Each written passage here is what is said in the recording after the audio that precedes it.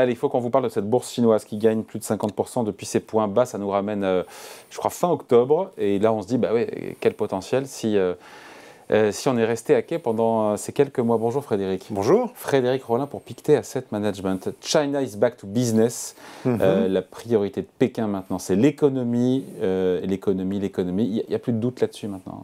Non, il n'y a pas de doute en fait. On se serait parlé fin octobre, on n'aurait pas dit ça. Hein. Alors, fin octobre, c'était l'époque de capitulation. Hein. Les investisseurs étaient fatigués en fait de cette politique anti-croissance du gouvernement chinois. Politique zéro Covid, dont on se demandait vraiment l'utilité, mais qui était toujours là. Hein.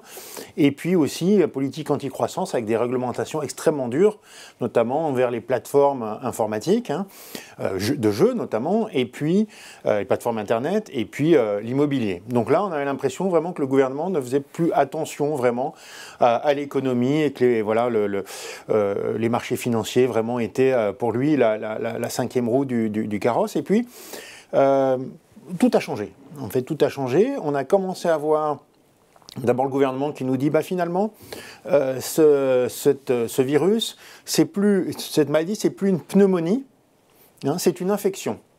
Donc on voit déjà que la gravité entre Delta et Omicron, on le sait, mais enfin ça a été déclaré, puis on a eu des phénomènes d'ouverture, et puis à partir de novembre quand même on a commencé à voir maintenant beaucoup plus de circulation, et puis des aides aux promoteurs immobiliers aussi assez importantes. Donc on a l'impression jusqu'en janvier que ça repart, ouais. Et puis en janvier ils ouvrent tout. On est aujourd'hui en Chine en train de fêter la nouvelle année, et on a des statistiques. Alors on pouvait craindre quand même que l'économie réouvre. Les gens sont mal vaccinés en Chine, ouais. Plutôt âgés souvent. Un système de santé qui a fait beaucoup de progrès ces 30 dernières années, mais qui n'est pas au niveau européen. Donc il puisse y avoir un tel niveau d'infection que finalement ça ralentisse. Et alors ? Alors, on a eu des données très très mauvaises sur les enquêtes en décembre, hein, où on a vu même ce qu'on appelle les PMI dans enquête auprès des entrepreneurs, des services qui étaient en dessous de 40. En dessous de 40, c'est vraiment très très bas. Hein, ça veut dire que ça ne va pas du tout. Et puis là, très rapidement, au cours du mois de fin décembre, on commence à voir la circulation dans le métro qui réaugmente, on commence à avoir des embouteillages dans les grandes villes chinoises, donc on sent que ça revient. Et puis là, sur les statistiques qu'on a, alors qui sont partielles, hein, ce n'est pas des statistiques nationales, mais qui sont par-ci, par-là, on voit par exemple que hier, le nombre de touristes qui est allé à Macao, et finalement, on retrouve des niveaux pré-Covid. Enfin, on est voilà, assez proche. Donc on voit bien que l'économie est véritablement en train aujourd'hui de réouvrir. Et donc cet optimisme des marchés financiers de la bourse chinoise est totalement justifié selon vous? Parce que le rallye est assez extraordinaire quand même. Alors on part d'abord de niveau de capitulation, c'est une sorte de crack hein, quasiment, où vraiment tous les investisseurs internationaux disaient bon finalement la croissance chinoise elle est là mais elle n'est pas pour nous. Finalement donc voilà, il y a eu un retour je dirais un peu naturel à des prix plus raisonnables, hein, parce que c'était vraiment extraordinairement peu cher. Et puis là, maintenant, quelles sont les perspectives ? Quand on regarde les perspectives, notamment sur la consommation chinoise, c'est sur une tendance, nous, on pense entre 5 et 6%. Vous imaginez, en France, on n'a pas 5 et 6% de croissance de la consommation, donc c'est déjà très important. Et en plus, ça n'a quasiment pas bougé depuis 2 ans, donc on a 10% de retard. Hein, donc on peut avoir une croissance de la consommation très très forte, une catapulte. On a vu ça en France, on a vu ça en Europe, on a vu ça aux États-Unis, aux sorties de confinement. On a beaucoup épargné. Alors en Chine, on n'a pas eu ces politiques extraordinaires qu'on a eu en Europe, aux États-Unis. Il n'y a pas eu de quoi qu'il en coûte. Hein. Donc finalement, et c'est aussi ça un petit peu qui mettait les investisseurs dans une espèce de doute en se disant non, il faudrait quand même soutenir l'économie. Et c'est vrai que le contre-argument n'était pas complètement idiot. C'est dire à quoi bon faire aujourd'hui une politique monétaire très accommodante alors que les gens ne peuvent pas véritablement bien sortir de chez eux. Donc c'est un peu comme pousser une corde. Mais là, il y a eu une accumulation d'épargne très importante, non pas par les subventions, mais par la durée de ce confinement qui a fait que beaucoup de ménages chinois n'ont pas pu consommer. Et donc là, voilà, il y a autour de 8% de revenus disponibles qui peut repartir en 2 ans dans l'économie et ça peut vraiment faire booster la consommation. Sur cette remontée, sur ce rebond puissant de la bourse chinoise, 50% en quelques mois, malgré tout, le MSCI China est toujours, je crois, 40%. en dessous de ses plus hauts historiques. Donc on se dit quoi en termes de valorisation? On se dit quoi? On se dit que c'est trop tard ou justement il y en a encore sous le pied? En termes de valorisation, alors c'est pas l'opportunité extraordinaire, enfin c'est pas la même ambiance non plus qu'on a pu avoir il y a quelques mois, mais sur des valorisations historiques, on est toujours relativement bon marché par rapport à une valeur historique.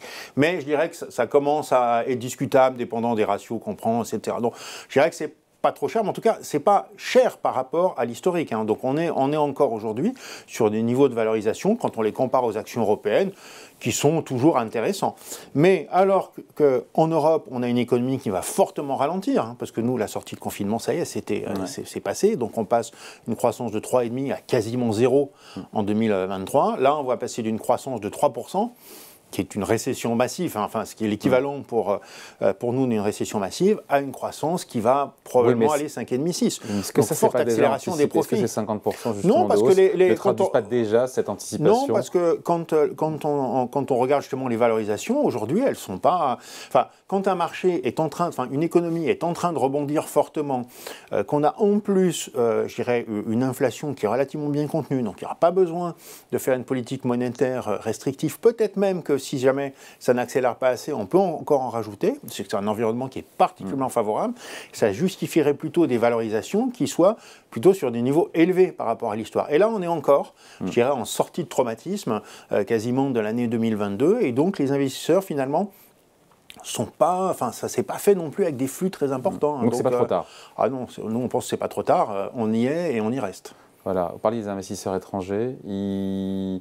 Ils étaient sortis du marché chinois, ils reviennent. Alors, ils étaient sortis, il y a des retours, mais c'est pas aujourd'hui, ça n'a pas compensé. Donc, on a le sentiment quand même qu'aujourd'hui, d'ailleurs sur l'ensemble des pays émergents et sur l'ensemble des actifs émergents, on a quand même des investisseurs qui sont généralement sous-pondérés. Voilà, ils ont beaucoup aimé les actions américaines, notamment. Voilà, ces dernières années, ça a été quand même des performances très très fortes pour les actions développées.